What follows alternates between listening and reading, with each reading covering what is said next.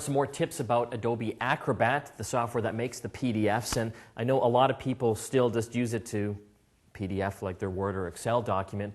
Got Steve Fehr from Adobe, and looking at some of the other things that you might be able to do with it. And this is actually one of my favorites. This is a really cool feature. Everything we do today revolves around email. You know, all of our project work, our relationship with our customers, and where does that stuff go at the end of a project? And what happens when it auto-archives? And what if you delete it? Where does it go? With that auto-archive, I always hit yes, but I never know where it actually is.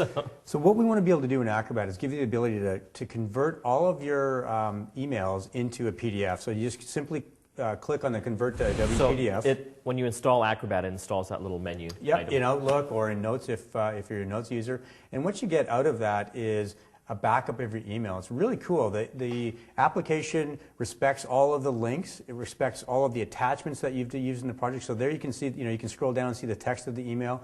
These are all the emails I backed up from that folder. There's my attachments.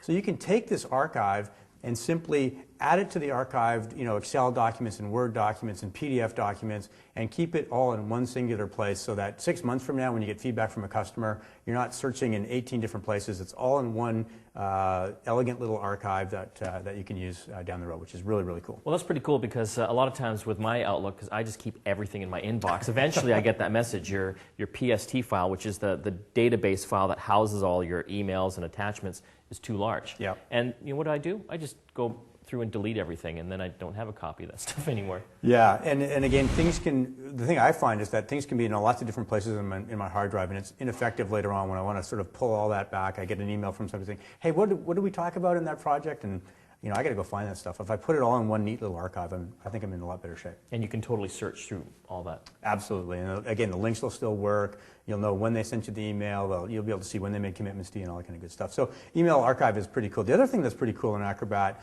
when we go and show Acrobat to people, I'm always amazed at how much people are interested in forms. And I think that's because forms sort of make the business world go around. It's a form factor that we're used to. It's how we do business. And we're used to these kind of static forms. This is a PDF document. We could email this to somebody, they'd print it, they'd fill it in, and they'd fax it back to us. The old-fashioned way. Yeah, exactly. Well, watch this. This is really cool. In Acrobat, you can create a new form. We're going to start, in this case, with an electronic document. It could be a scan or whatever. And we're going to use the current document we have open. It's got this thing called auto field detection. This is real magic. I don't know how the engineers do this stuff, but it's pretty cool.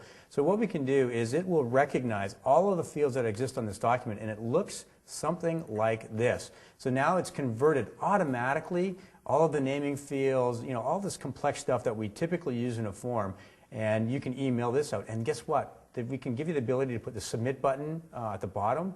You put your email address in, it sends it all back to your email address, and it gives you this table at the top here. So these are all of the different forms. Also, it puts it in like a little bit of a database kind of format. Yeah, and again, so this actually works when you hit that auto field create. Not only is it cool, it actually works. Yeah, exactly. So again, they could have something that they've printed out and they just scan it in. Yep. And do auto field recognition, and away you go. Wow. And then again, just export that data, you put it into Excel, and begin to do the work that you want to do with all of that form field information that you're getting back from your customers, which is really cool. Well, that's great for a small business because a lot of them don't want to create all these sophisticated databases and stuff to handle all that information. Now they can do this and simply do it. Yeah, the thing I like about Acrobat is you can behave like you're a big enterprise even though you're relatively small or medium-sized business, including things like digital signatures, right? I mean, you can place your digital signature on this document really simply.